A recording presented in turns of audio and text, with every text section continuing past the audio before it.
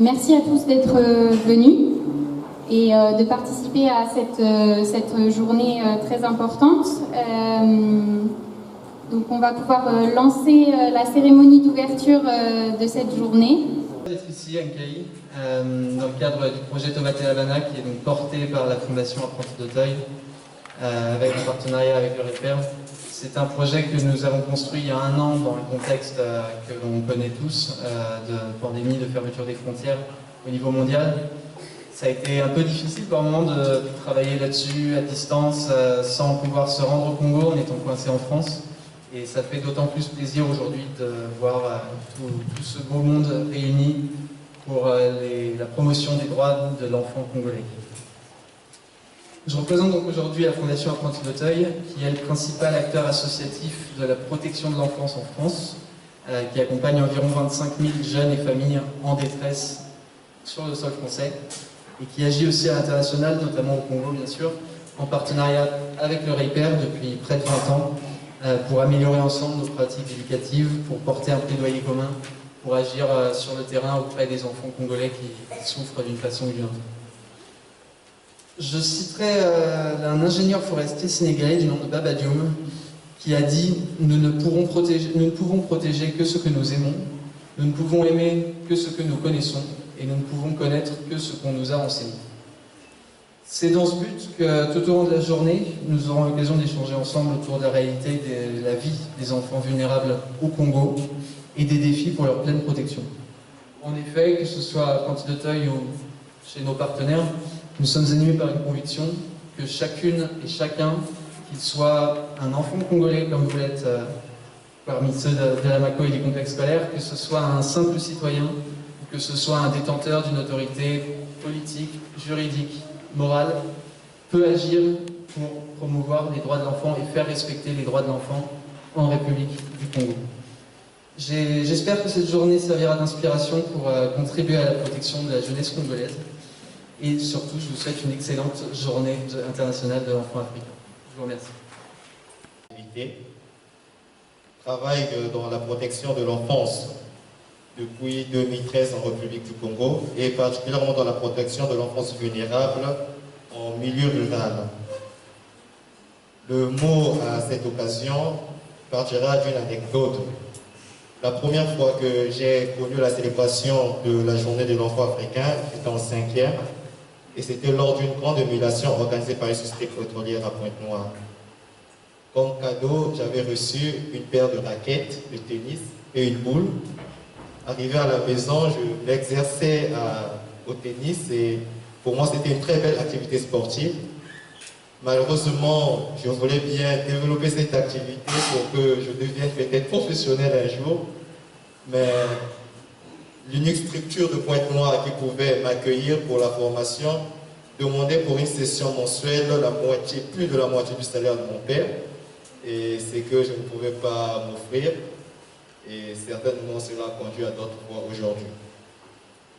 Alors aujourd'hui, nous parlons du calendrier ou de l'agenda 2040 de la protection de l'enfant en Afrique, qui voudrait que l'Afrique soit un continent digne de l'enfant. Et c'est sûrement l'aspiration de tous ici, que l'Afrique, que le Congo, que la Bouenza, que Nkaï, qui aspire à devenir une ville résiliente, soit une ville digne de l'enfant. Mais comment construire ces aspirations? Est-ce que aujourd'hui le désir ou les potentialités des enfants en milieu rural pourront être respectées? Est-ce que toutes ces potentialités qui somnolent dans les villages pourront être émancipées un jour?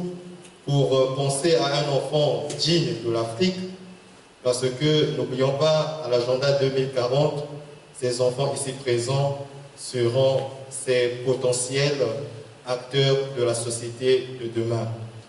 Sans l'ouverture, sans le déploiement de leur potentialité, cela n'est pas possible. Et ça sera donc l'aspiration de tous pendant ces travaux, que pour ces enfants, ce lieu soit un puits de potentialité et que pour nous tous, acteurs politiques, acteurs civils, acteurs civils, que cela soit une nouvelle aventure pour la construction d'une Afrique, d'un Caï, du Congo digne de l'enfant. Et je voudrais à l'occasion dire déjà merci à Apprenti d'Auteuil et au REIPER, que Amako peut aujourd'hui considérer comme ses coachs dans la protection de l'enfant. Et nous notons que l'Amako est l'unique structure de la Boenza qui protège, qui travaille dans la protection de l'enfant. Et aux autorités civiles, nous lancerons aussi l'appel à nous soutenir dans ce sens. Merci. Les intervenants sur le phénomène des enfants en rupture, ainsi que les REIPER, je voudrais m'acquitter d'un impérieux devoir qui est celui de saluer et de remercier les autorités du département de la Boenza qui, en dépit de leurs multiples occupations, ont bien voulu honorer de leur présence la cérémonie qui nous réunit ce samedi 19 juin 2021 dans la ville sucrière de notre beau pays. En effet, nous commémorons à présent la 30e journée internationale de l'enfant africain. Cette journée de l'enfant africain est un événement annuel qui commémore le massacre des enfants de Soweto en 1976 par le régime de l'apartheid. Le thème de cette année porte sur l'accélération de la mise en œuvre des droits de l'enfant au Congo. Alors, quels sont les principaux droits de l'enfant au Congo? Permettez-moi de cibler, entre autres, le droit à la vie, le droit à l'éducation, le droit à la santé et aux services médicaux, le droit à l'enseignement, le droit à l'enregistrement à sa naissance, le droit de vivre en famille, etc. Mesdames, Messieurs, distingués invités, sachant que l'enfant est l'avenir de notre pays, le législateur a rendu obligatoire les droits de l'enfant par la loi 04/2010 portant protection de l'enfant en République du Congo. Et en ratifiant la Charte africaine des droits et du bien-être de l'enfant, la présente commémoration se déroule dans le cadre de la mise en œuvre du projet Tobatelaban, promotion des droits de l'enfant et protection des enfants vulnérables en République du Congo. Porté par notre partenaire Apprenti d'Auteuil et financé par l'Union européenne, le thème des célébrations du 16 juin de cette année, édicté par l'Union africaine, est 30 ans après l'adoption de la Charte africaine des droits et du bien-être de l'enfant, accélérer la mise en œuvre de l'agenda 2040 pour un Afrique propice aux enfants. Portant du postulat qu'on ne peut mettre en œuvre ce que l'on ne connaît pas, la présente activité vise à contribuer, à informer et sensibiliser à travers la voix des enfants la population congolaise et particulièrement celle de Nkayi sur les droits des enfants. Sensibiliser sur les droits des enfants, renforcer la synergie entre acteurs,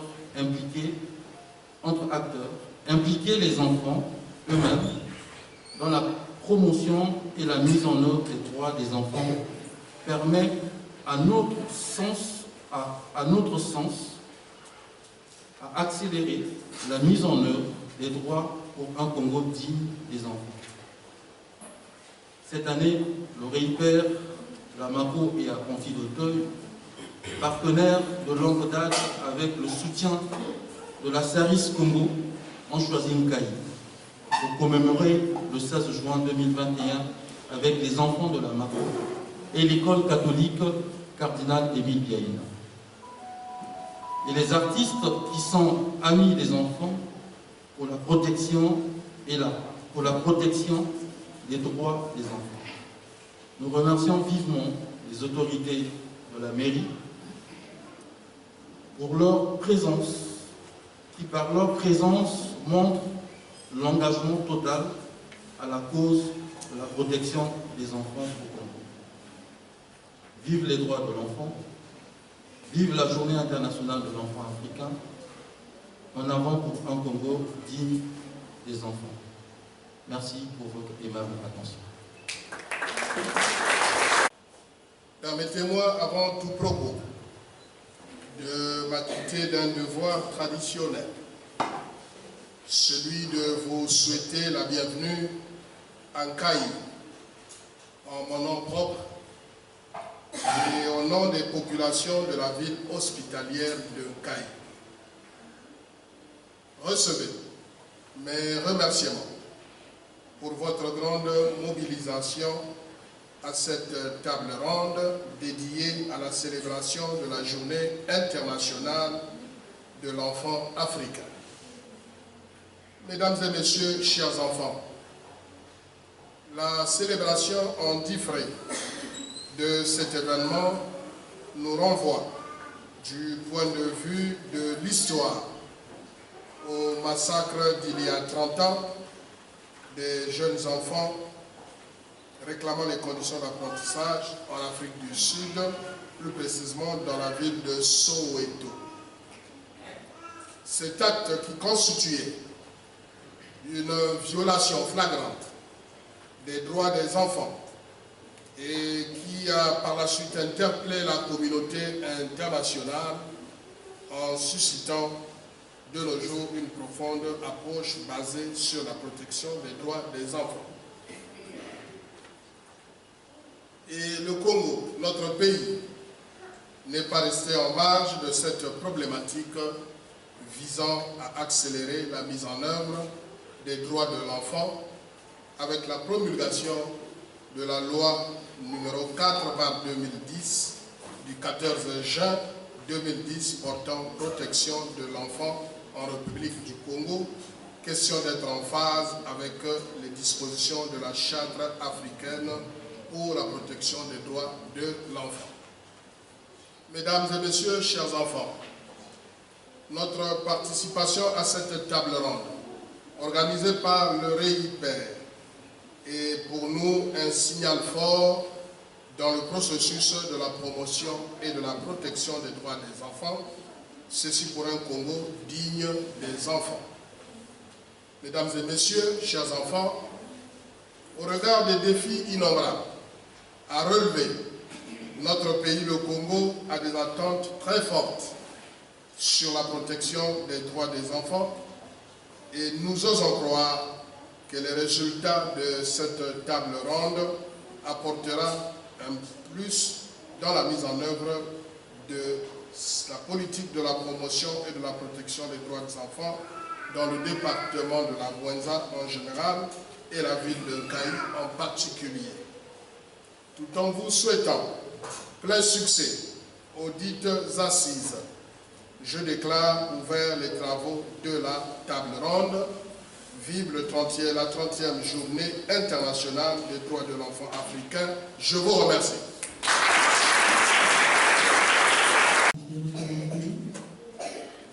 J'ai été choisi pour pouvoir faire une brève présentation sur les droits des enfants dans le thème s'intitule comme suit. Comment accélérer la mise en œuvre des droits des enfants en République du Congo.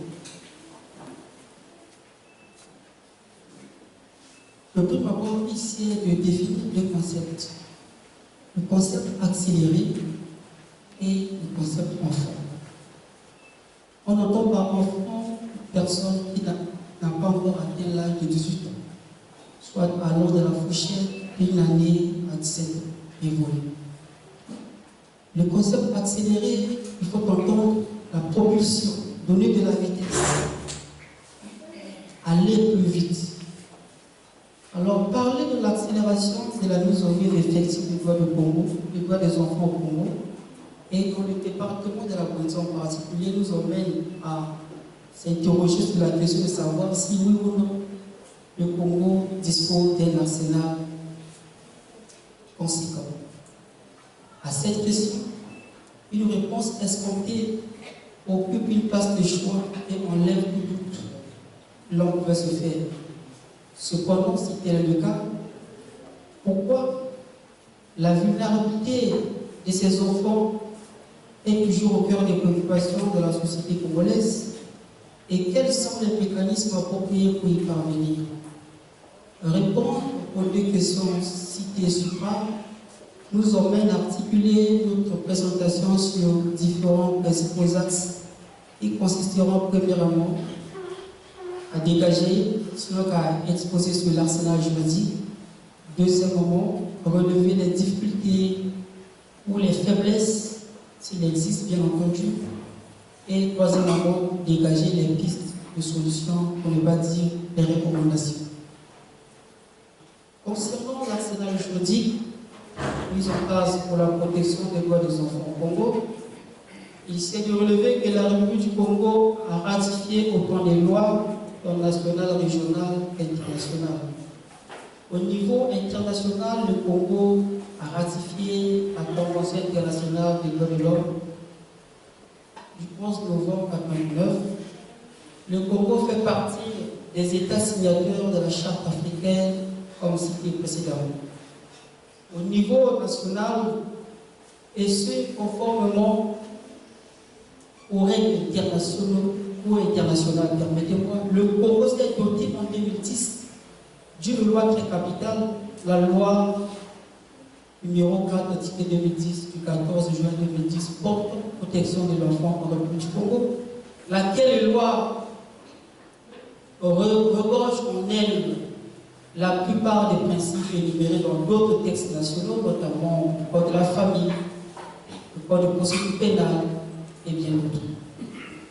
Seulement, le constat fait, c'est que dans la mise en application, quelques dysfonctionnements se font jour en ce qui concerne les droits des enfants. Ce qui nous emmène finalement à examiner, sinon à relever les failles ou les difficultés que l'on rencontre en ce qui concerne la mise en œuvre des enfants au Congo, en particulier dans le département de la Bolivie. Concernant les faits d'état civil, il nous importe de dire qu'aujourd'hui, la loi de 2010 contre l'article 13 et 14 alinéa 2 fait obligation à ce que tout enfant né au Congo soit enregistré immédiatement. Seulement, dans la pratique, nous relevons quelques écueils, quelques difficultés, au nom desquelles nous relevons l'éloignement des centres d'état civil en ce qui concerne les populations habitant dans les milieux ruraux très enclavés, lesquelles populations ont du mal de faire l'enregistrement s'il le faut. Donc il y a l'éloignement des centres d'état civil. Il y a aussi la méconnaissance par les parents des droits des enfants, des parents inclus qui n'ont pas la connaissance des droits des enfants, s'en foutent, sinon que foulent au pied tout ce qui a trait à l'enregistrement des enfants tel que la loi le déclare. Mais nous savons que dans nos administrations, il y a parfois ce que l'on appelle l'insuffisance du personnel, ce qui parfois fait appel à ce qu'il y ait des bénévoles dans les administrations. Et la présence de ceux-ci fait à ce que parfois des caprices sont observés dans les administrations habilitées, à telle enseigne que les actes d'état civil qui sont normalement des données gratuitement, et là on constate qu'il y a parfois des exigences d'un certain nombre de frais, ce qui finalement décourage une catégorie de population démunie laquelle se lasse et abandonne le processus. Nous notons aussi comme difficulté dans ce sens, au sein des hôpitaux bien entendu, l'exigence des frais comme nous l'avons dit préalablement. Mais il y a aussi l'absence de sensibilisation. La population congolaise n'est pas toujours informée. La loi dit que l'enregistrement doit se faire de façon gratuite. Et le manque de sensibilisation fait que la population n'ayant pas cette information, et finalement, pour certains parents qui ne sont pas aguerris, abandonnent. Ce qui fait qu'aujourd'hui, s'il faut faire le recensement, nous constatons que la plupart des enfants ne sont pas enregistrés. Nous sommes aujourd'hui dans Caï, nous sommes à Madimou, nous sommes dans les départements où parfois les voies sont praticables. Pour ceux qui sont à l'intérieur, il arrive parfois que ces enfants-là grandissent comme ça, comme étant des étrangers sur leur propre pays. Finalement, allons à l'encontre de ce que la loi a déclaré.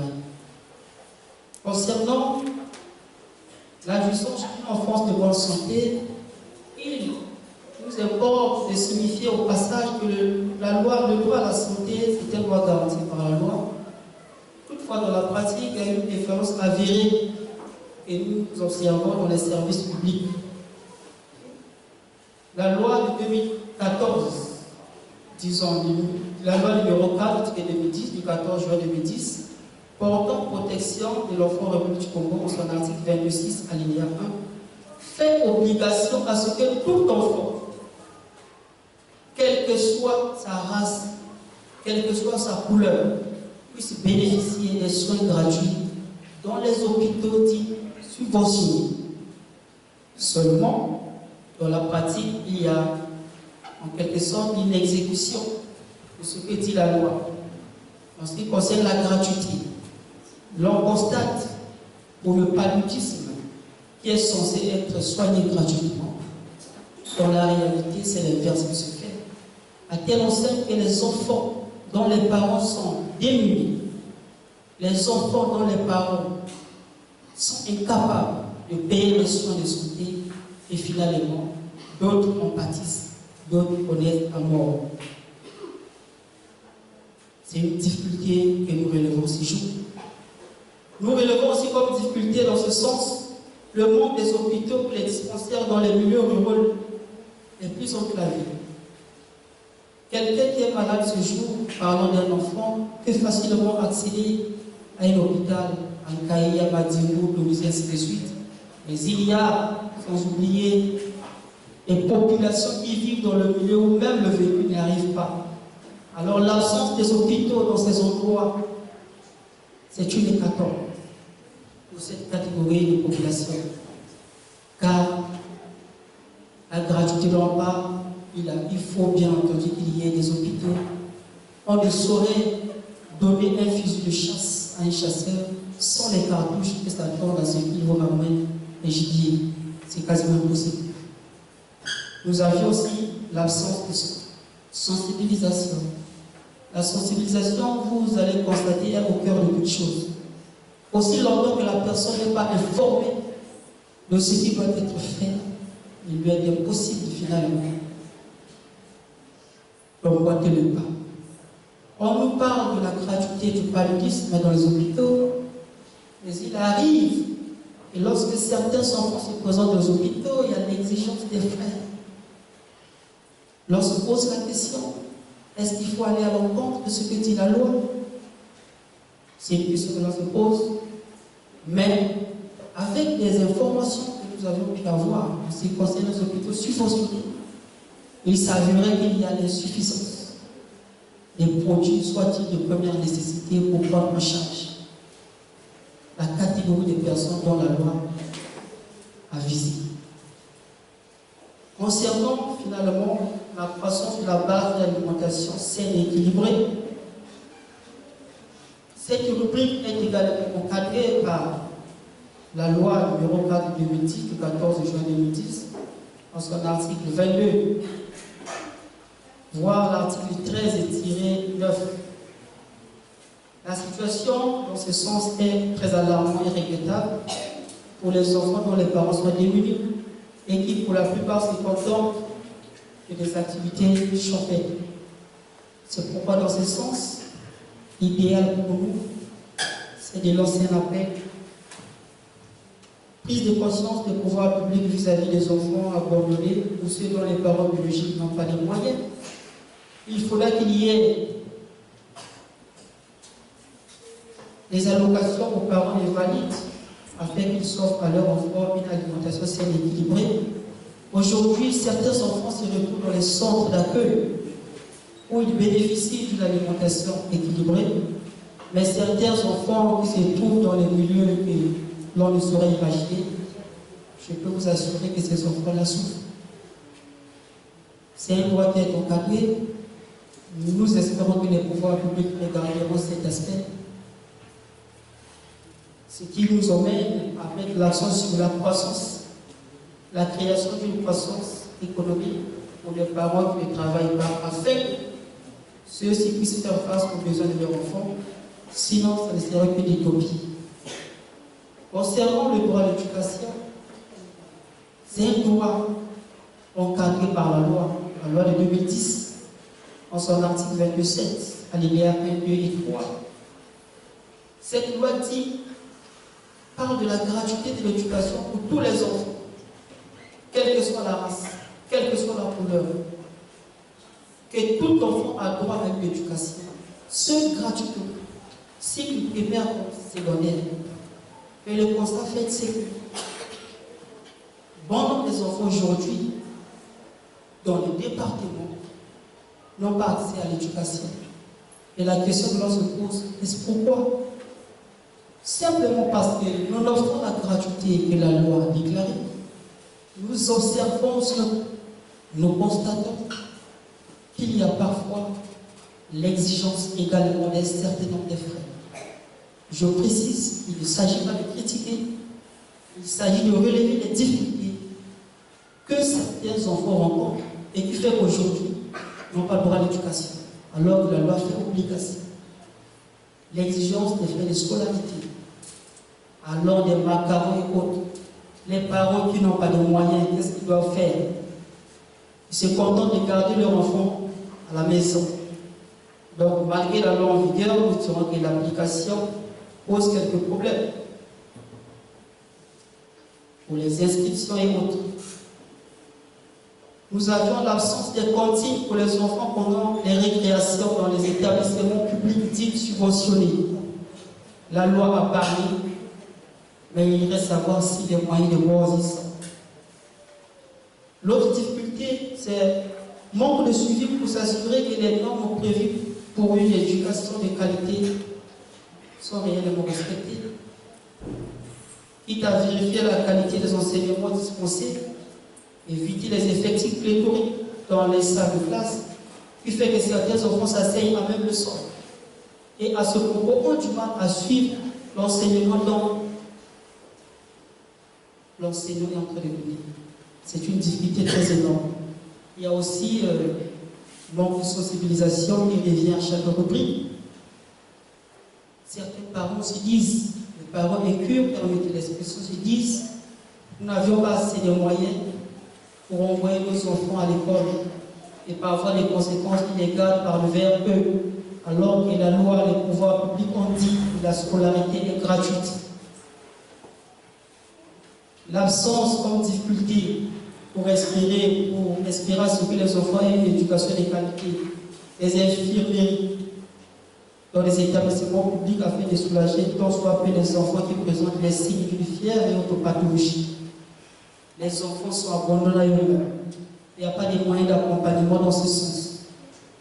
Concernant la protection contre les violences physiques faites aux enfants mineurs, premièrement, nous mettons l'accent sur l'absence de sensibilisation de la population sur l'existence de cette infraction.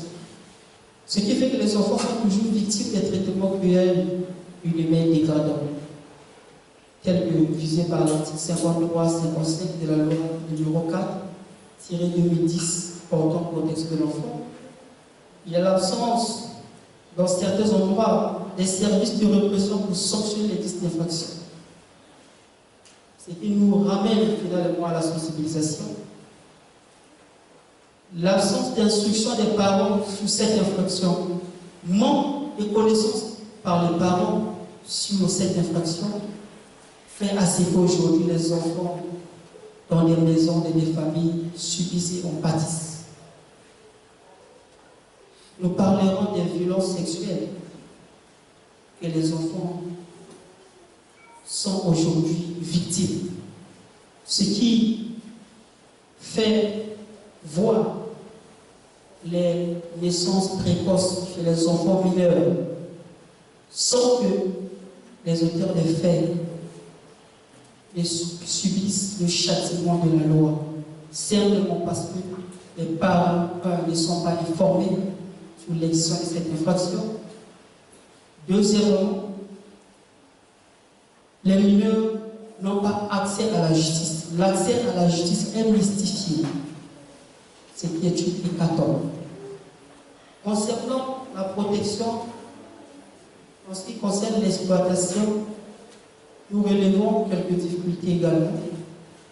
Premièrement, l'absence de sensibilisation qui ne cesse de revenir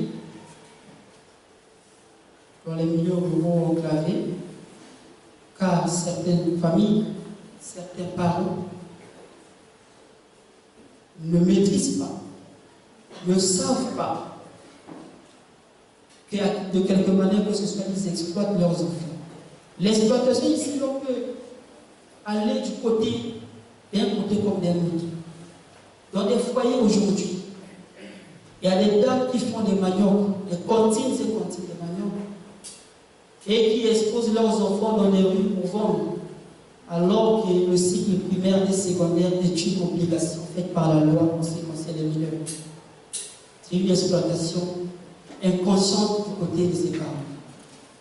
Mais il y a aussi l'exploitation que d'autres tiers peuvent faire. Ceux qui ont des boutiques, ceux qui ont des activités, exploitent les enfants mineurs pour satisfaire leurs besoins. C'est une exploitation. Défaillance, en ce sens que nous mettons l'accent en ce qui concerne les services chargés de la protection de l'enfant. Ils ont des missions bien déterminées, notamment la sensibilisation pour informer tant soit peu les mineurs victimes vivant dans les milieux reculés. Les officiers de police judiciaire qui, une fois détectés, peuvent, ipso facto, condamner ces gens. Concernant la négligence et les abus, nous relevons comme difficulté la méconnaissance des droits des enfants par les parents. Il y a la quasi-inexistence des services chargés de la protection des enfants en danger. Quasi-inexistence. Lorsqu'on se pose la question de savoir est-ce que le manque de personnel ou manque de moyens d'accompagnement.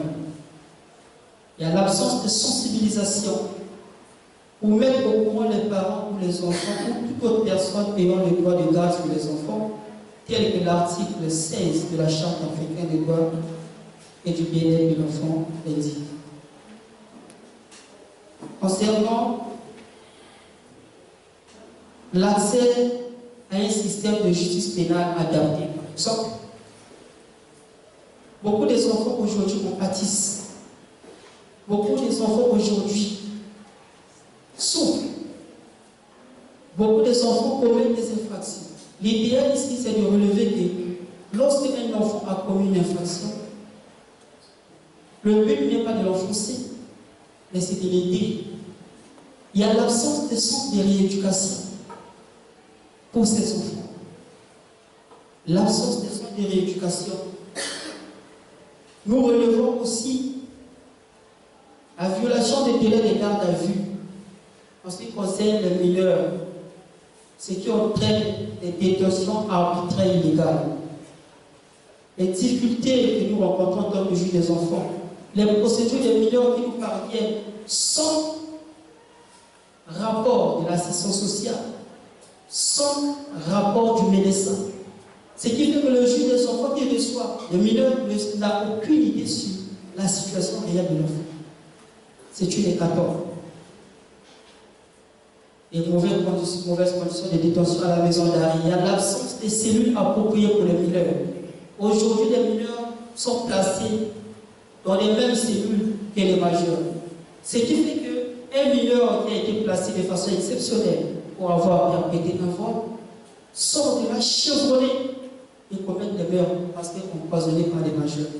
C'est une difficulté, c'est un appel que nous lançons.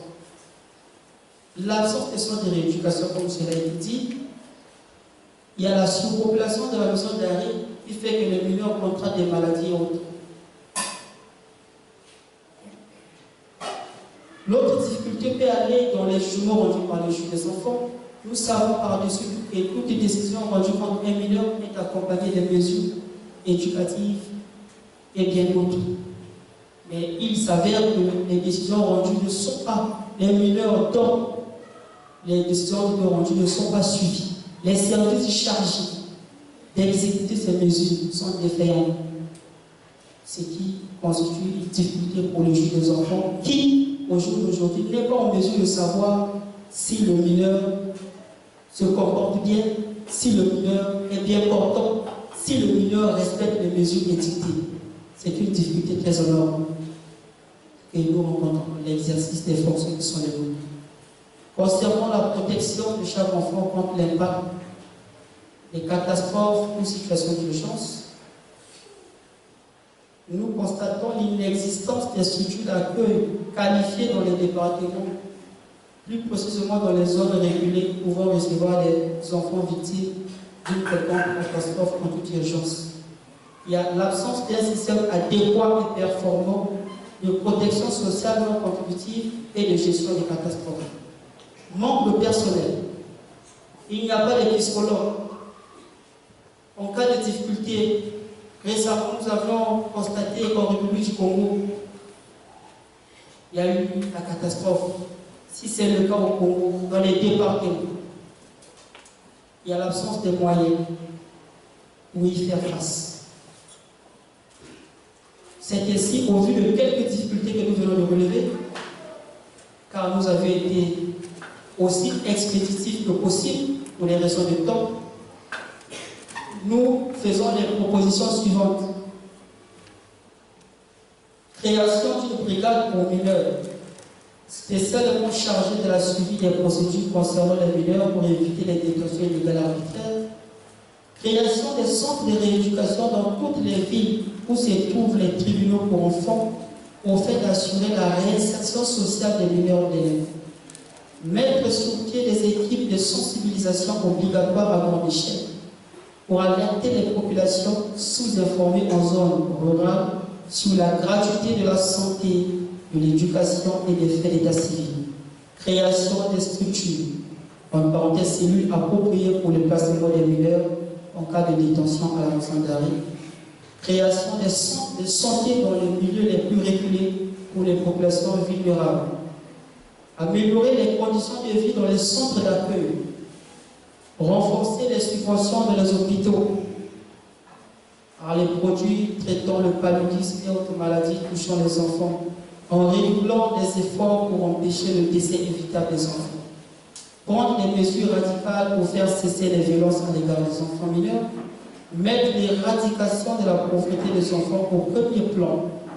Accroître les investissements en faveur de tous les enfants, en particulier les plus vulnérables et marginalisés. Prioriser l'éducation de façon que tous les enfants et adolescents aient accès à l'école et au savoir.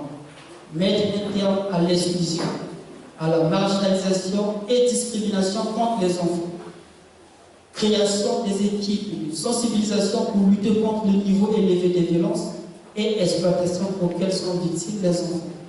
Assurer l'accès de tous les enfants sans distinction à la justice et mettre en place à tous les niveaux les institutions efficaces et responsables et ouvertes à tous les enfants. Garantir l'accès de tous les enfants en eau et à l'assainissement. Assurer l'action de tous les enfants sans distinction à une éducation de qualité sur un pied d'égalité. Création des lignes vertes de signalisation pour les enfants en détresse ou en danger. mettre en priorité la formation des professionnels pour mener à bien leur mission, multiplier les organes de protection des mineurs et allouer assez de moyens aux services sociaux pour faire face aux situations des enfants en danger, établir les sanctions contre toute personne qui constituera un blocage pour les populations vulnérables d'accéder dans les services habilités, mettre en place des structures et les moyens nécessaires pour prévenir et lutter contre les éventuelles catastrophes, envisager la formation en masse des psychologues. Je vous remercie. Quelques pistes de solution. Le magistrat a abondamment présenté des difficultés et à notre niveau, nous n'avons que des pistes de solution à présenter, à proposer. Dans un premier temps, pour accélérer la mise en œuvre des droits de l'enfant en République du Congo, pour les nouvelles politiques et législations, il faut d'abord identifier au plus vite les obstacles à la mise en œuvre des droits de l'enfant en République du Congo. Quand bien même nous savons que notre pays possède un arsenal de textes en matière de protection des droits de l'enfant, cela ne permet pas au niveau national de s'y attaquer afin d'améliorer de façon significative la situation des enfants et notamment les plus vulnérables. Il faut également recueillir les informations et les diffuser en temps réel au moyen d'approches et de techniques innovantes pour renforcer la planification et l'analyse des interventions au niveau national. Mener de façon périodique des réflexions stratégiques et des évaluations en intéressant certains ministères, les partenaires au développement, le système des Nations Unies, les associations de la société civile, les enfants et les jeunes, les universitaires et les professionnels du secteur privé. Former le personnel dans certains domaines touchant à la vie de l'enfant, tels que la santé, l'éducation, sensibilisant en permanence les populations sur les droits de l'enfant et demander leur implication dans la mise en œuvre de ces droits. Donner aux départements, aux localités, une capacité institutionnelle plus importante pour la planification, le suivi, la budgétisation et la mise en place des services requis. Traduire dans les faits les politiques et stratégies en action. Ouvrir des centres d'éducation, de réinsertion pour les enfants. Miser sur les nouveaux moyens pour atteindre les enfants dans les localités les plus reculées en collaboration avec des partenaires. Travailler à exploiter la dynamique, le pouvoir et l'influence des acteurs économiques au nom des enfants dans le but de soutenir les activités programmées. Œuvrer pour la rentabilité des ressources financières et pour une meilleure budgétisation en faveur des enfants, notamment en aidant certains ministères à tirer profit des programmes à l'échelle internationale de manière à améliorer l'efficacité des actions menées et à réduire les coûts. Dans un contexte de ressources budgétaires limitées, rechercher des financements et la mobilisation de nouveaux investissements dans des secteurs sociaux liés à l'enfance. Solliciter l'appui du secteur privé, car nous savons que ce secteur peut jouer un rôle important dans l'amélioration des conditions de vie des enfants en République du Congo, en participant à la recherche des solutions aux principales difficultés que rencontre ce groupe de population. Il faut donc créer un large éventail de partenaires, des organismes philanthropiques, des fondations, des entreprises et des particuliers. Voilà, Monsieur le maire, les quelques propositions que j'avais à faire concernant les droits des enfants. La directrice, pourquoi certains parents pensent que frapper les enfants, c'est la meilleure éducation? Merci beaucoup. Les enfants ont les mêmes droits. Tous les enfants ont les mêmes droits. Pour le parent qui frappe son enfant dans la maison, c'est pas dit forcément que éduquer un enfant, c'est par la frappe. Non. On peut éduquer un enfant en le prenant au sentiment. Moi qui vous parle, je suis votre maman. Mais si vous arrivez chez moi, j'ai 3 filles et un garçon, plus une petite fille qui a 15 mois. Je ne frappe jamais, mais je frappe par la bouche, pas avec la chicotte. Ok?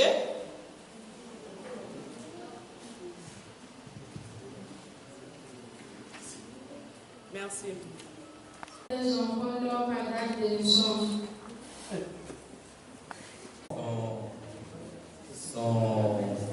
Son mot, c'est un droit pour les enfants de posséder les actes de naissance. Et dès qu'un enfant est né, la première chose que les parents devraient faire, c'est la déclaration de l'enfant auprès des services d'état civil. Et aujourd'hui, avec le RIPER, il y a eu beaucoup de sensibilisation dans ce sens, en appelant les parents à inscrire les enfants auprès des services sociaux.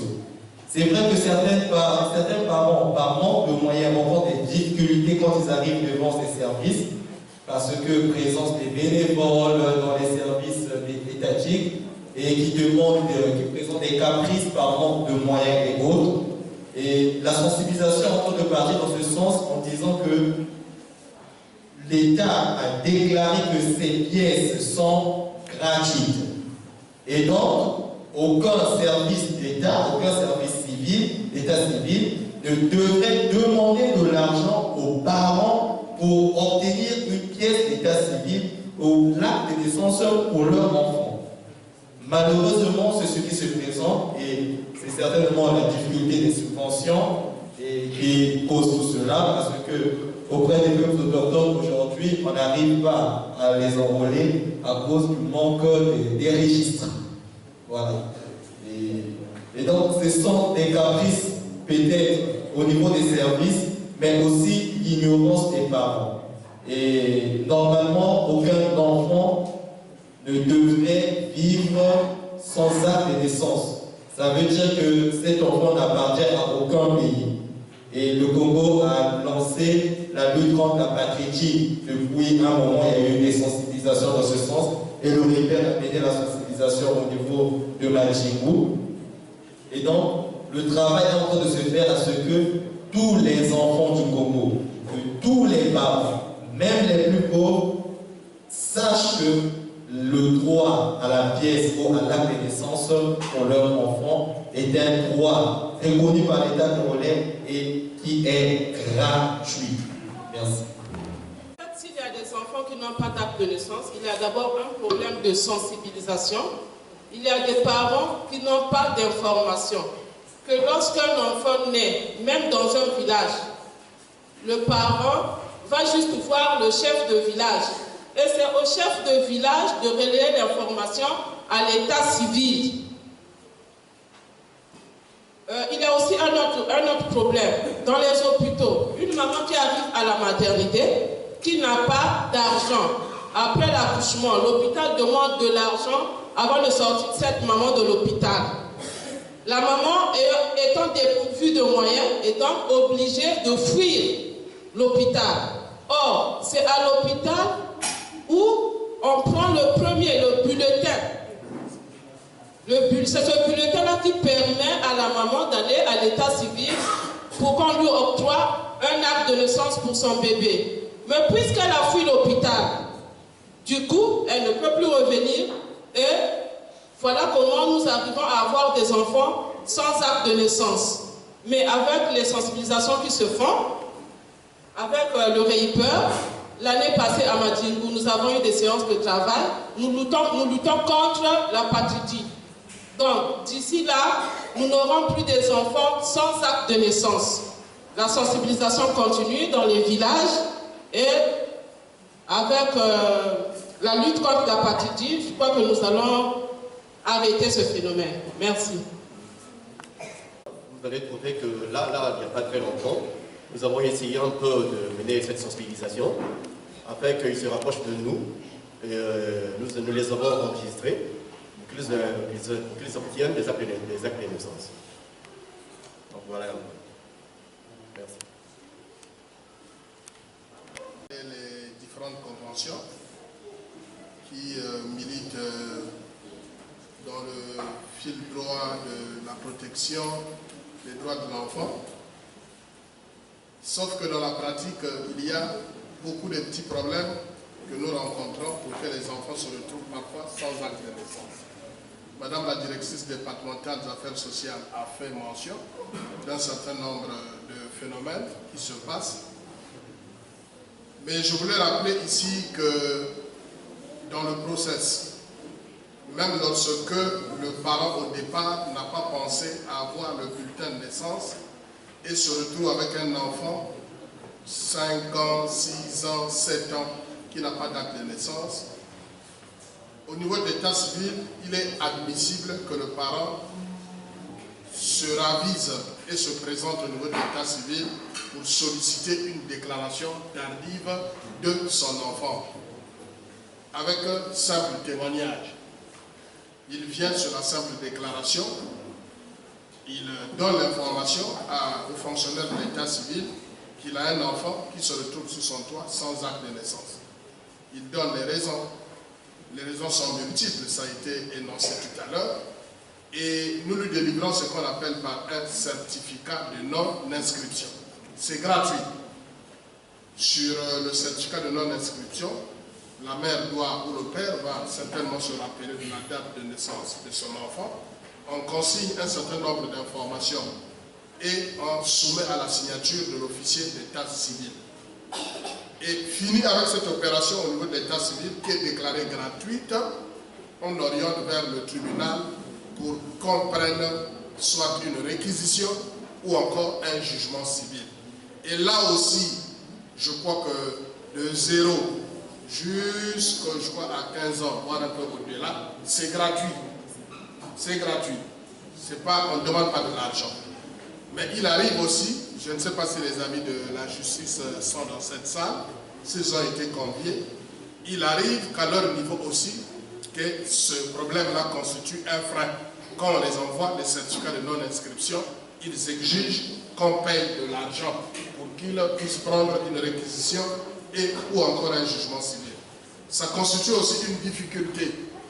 Mais nous sommes en train de militer, nous sommes en train de travailler là-dessus, de sorte que nous puissions vulgariser les différentes lois pour faire de sorte que si une déclaration de naissance a été sollicitée par un parent, que dans le cheminement, qu'il n'y ait pas de difficulté et que cet enfant rentre dans ses droits, c'est-à-dire qu'il se retrouve après tout le processus avec un acte de naissance établi en bonne et due forme par l'officier de l'état civil.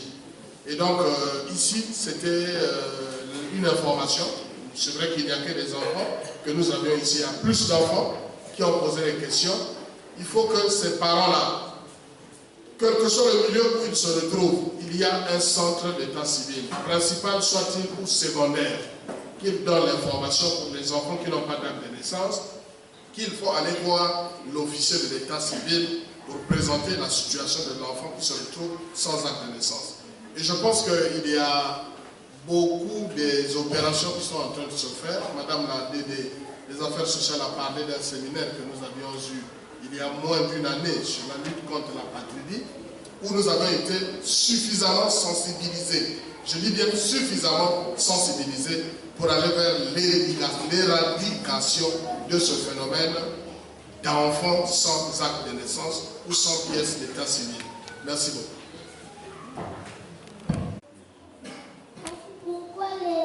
Pourquoi comme les enfants marchent, ils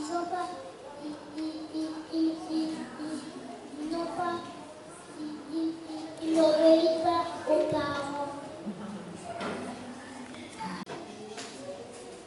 Il faut obéir aux parents.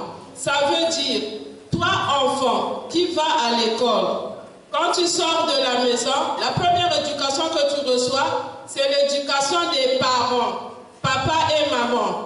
La deuxième éducation, c'est l'éducation qu'on te donne à l'école. Fils, suis, tu as posé la question, tu es distrait. La deuxième éducation, c'est celle de l'école. À l'école, tu as devant toi ton enseignant qui te donne aussi une autre éducation. Maintenant, celle de ne pas obéir aux parents, généralement, c'est une éducation que vous prenez dans la rue. En passant, tu vois un enfant qui n'obéit pas à son parent et toi, tu veux imiter, c'est une mauvaise éducation. Voilà pourquoi vous devez obéir aux parents et à vos maîtres et maîtresses qui vous enseignent à l'école pour que vous soyez les cadres de demain, que vous deveniez ce que nous sommes aujourd'hui. L'avenir de demain, c'est vous. Nous comptons beaucoup sur vous et vraiment, ne suivez pas les mauvais comportements. Nous qui sommes devant vous, nous avons aussi été à l'école, comme vous d'ailleurs. Nous avons commencé par l'école primaire.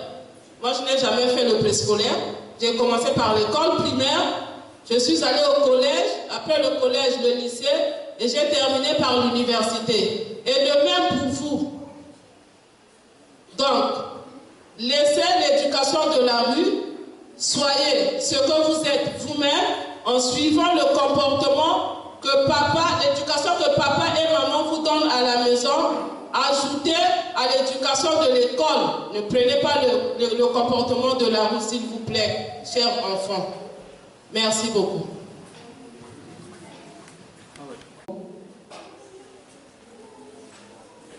Une déclaration tardive de naissance. Tout à l'heure, monsieur le maire a cité la justice, et puisque je représente la justice, comme bien que les autres ne sont pas là, je tiens à signifier que les jugements relativement aux déclarations tardives de naissance sont gratuits. Et donc nous, qui sommes appelés à mettre en exergue les lois nationales, nous vous garantissons que s'il y a un enfant qui n'a jamais été déclaré, et si une fois passé à la mairie, une fois obtenu le certificat d'inscription et qu'il se présente au tribunal, soyez-en sûrs. S'il s'agit d'une réquisition, celle-ci sera délivrée gratuitement. Et s'il s'agit d'un jugement, ce dernier sera délivré gratuitement, conformément aux textes en vigueur.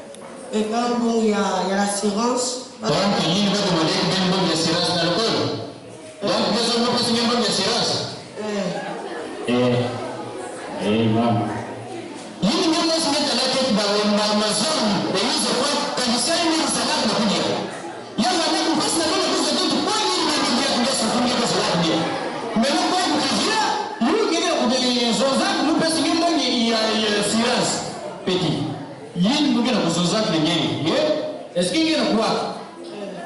Donc, l'assurance qu'on nous a peut-être que qui nous fait. Donc, il y a une assurance, vous en savez que bon, faut bien l'an, il y a bien qu'on a cinq peines qu'on a. Ben, on peut se foutre, il y a un bon, il y a un point de foot dans le corps. Il y a un colomba, il y a assurance. Maintenant, on peut pas nous en dire assurance. Yeah. Nous avons dit assurance à côté de parce que il y a point de foot dans le corps. Mais on n'a pas fait.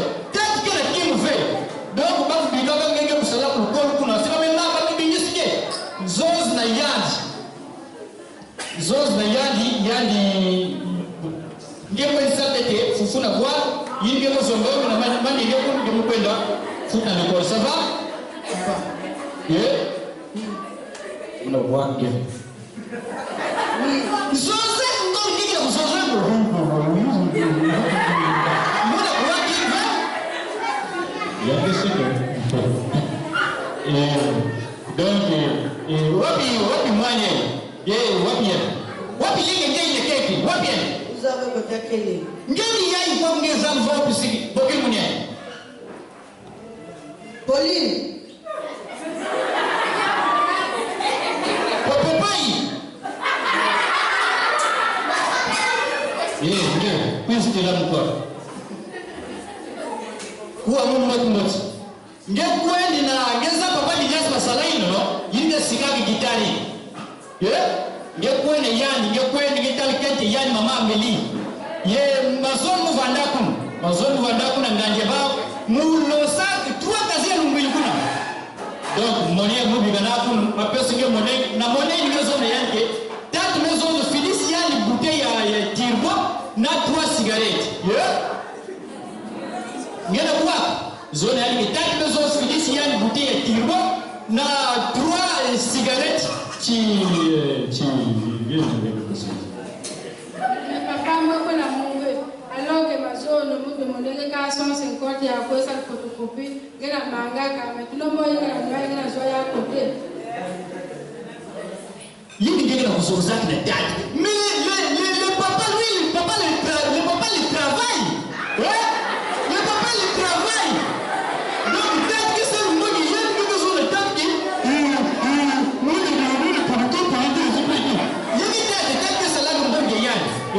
papa que ça là comme et papa me bonne salade na nani Où va passer une chose ça? Moi, ça me venait. Ma fille, pour le manquer que ça. Pour le manquer que ça. Il doit dire, il faut maintenant prendre pas nous, mais moi, vous connaissez. Ben, va dire, ben, moi-même, je vais aller.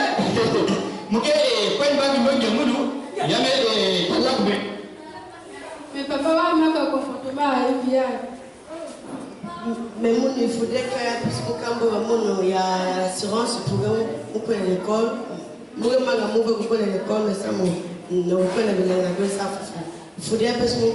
que l'assurance.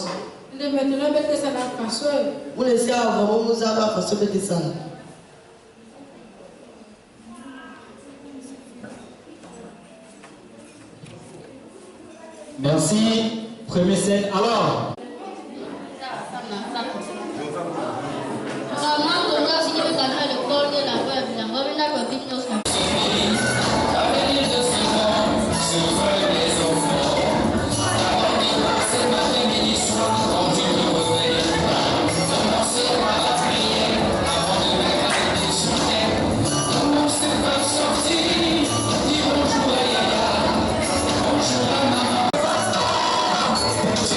Bonjour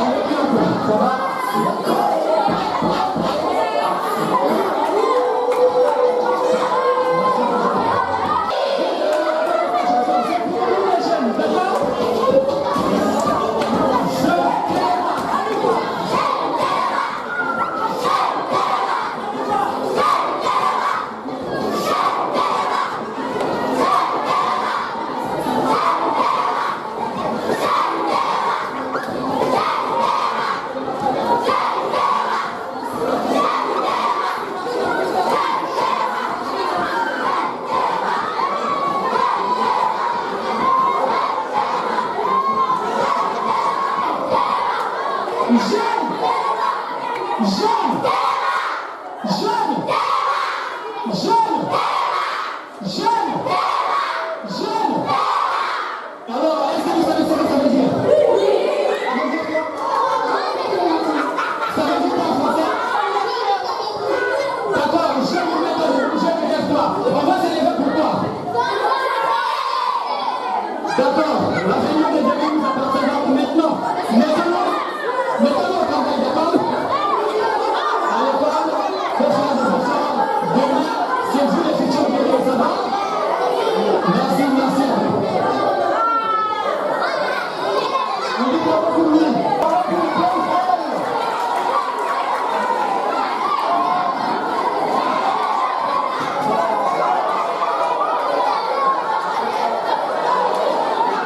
Et sa question était orientée vers la directrice d'affaires sociales. Cette question disait ceci: pourquoi certains enfants n'écoutent pas leurs parents? Avec la chanson qu'on a écoutée avec les enfants de Kingo, cela s'est traduit. Parce qu'à travers la chanson, on découvre que l'enfant doit obéir à papa et l'enfant doit écouter les conseils de papa et ok.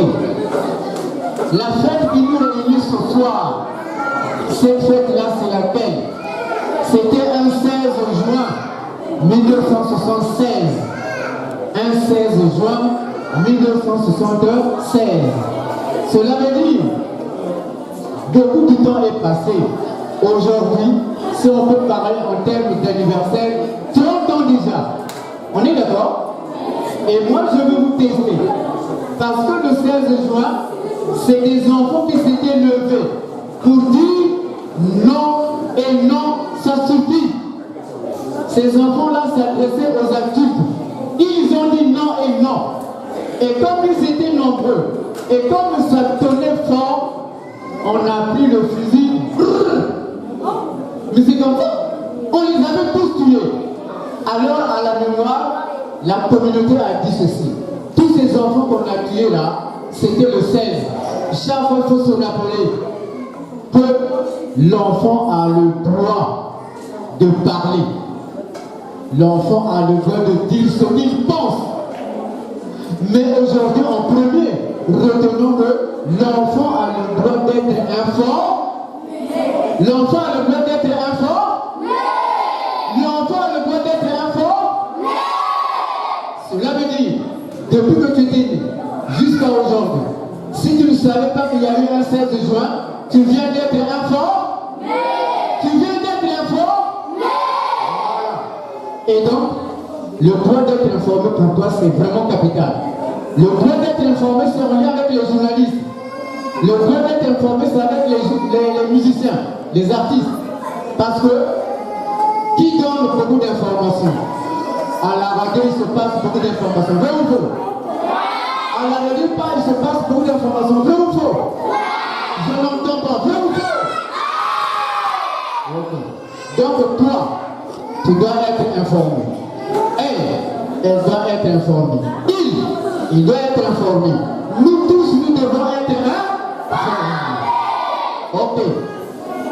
Vous allez me dire, parce que il y a eu la scène pour les enfants Carnal et Libéria. Le droit d'aller à? Le droit d'aller à? Alors, les enfants, toi qui connais? Oui. Le droit d'aller à l'école. Qui parle? Le droit d'éduquer. Le droit d'être éduqué. Qui va pouvoir parler?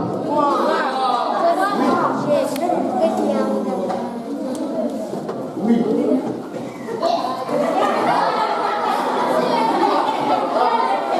Qui encore? Parce que nous avons bien déterminé. Ici, le droit de se nommer, c'est lequel? C'est lequel? D'être protégé contre la violence. D'être protégé contre la violence. Oui. L'enfant le droit de manger. Le droit de manger. Le droit de manger. Alors, on a donné quelques droits. J'ai retenu ceci. Il est écrit sur quel papier? Comment on appelle le papier là? Qui connaît? l'acte de naissance. Chacun de nous a un prénom, a un nom, et on met ça dans l'acte de naissance. Alors nous allons découvrir quel est l'intérêt de l'acte de naissance. Si on peut parler un peu sur ça,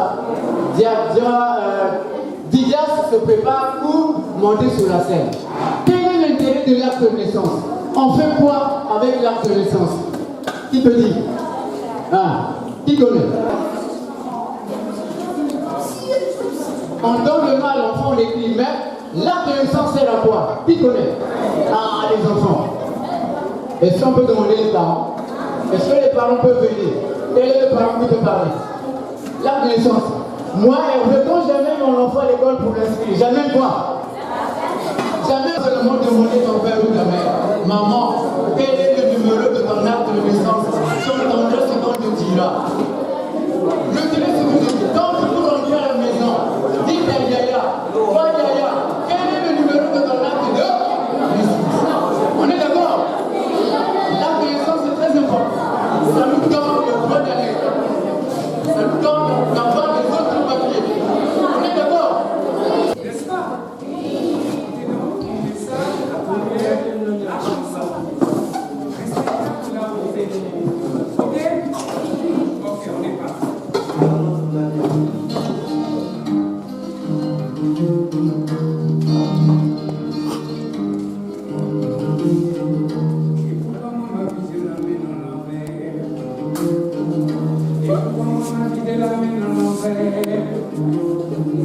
Si je ne demande pas, je ne m'en sors pas.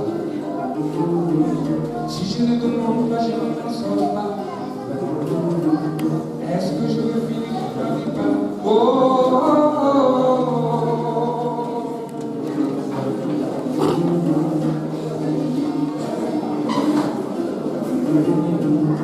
et pourquoi maman affiche la main en envers? Et pourquoi maman affiche la main en envers? Si je ne demande pas, je ne m'en sors pas. Si je ne demande pas, je ne m'en sors pas.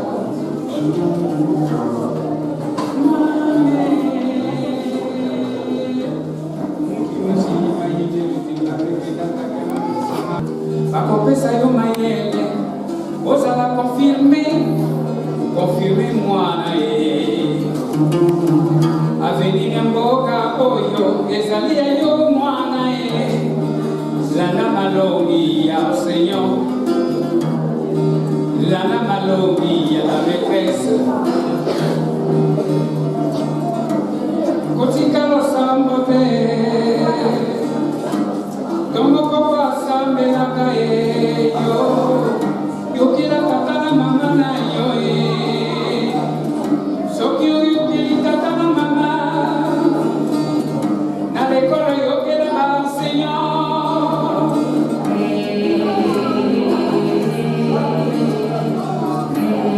kotikala sambote kotikala sambote kotikala sambote.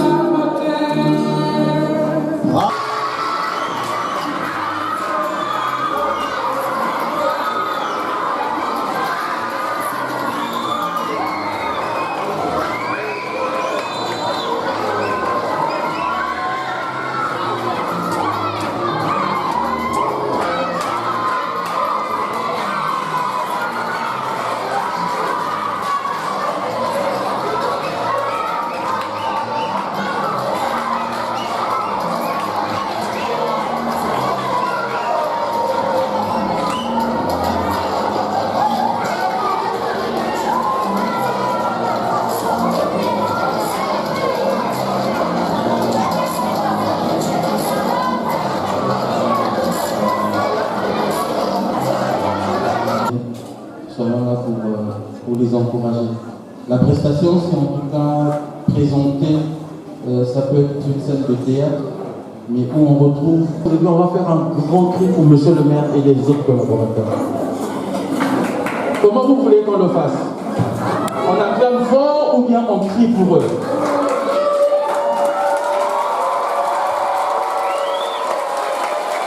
C'est pas fort.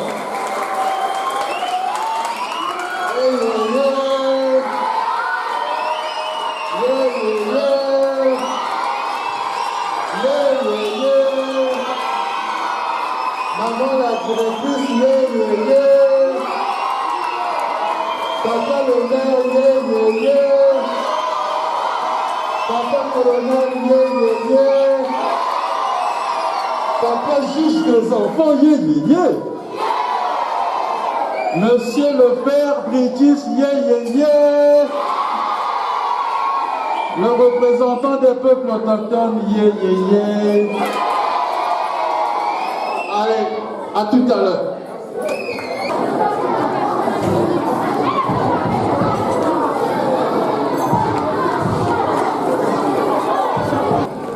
Ma vete.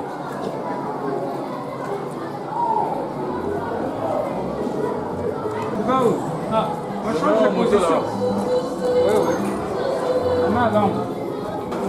Oui. Oui. Super.